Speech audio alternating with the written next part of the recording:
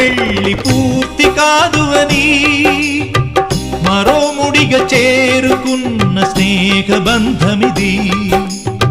సప్తపదితో ఆగరాదు జీవితం అని అష్టపదిగా సాగమన్న ప్రేమ పదము ఇది నాటి చరామి మంత్రములో అర్థం తెలిసిన నేస్తముతో అడుగు కలుపుతూ వెలుగు వెతుకుతూ సాగే సమయమిది ఆగని పయనమిది అనురాగమే మంత్రంగా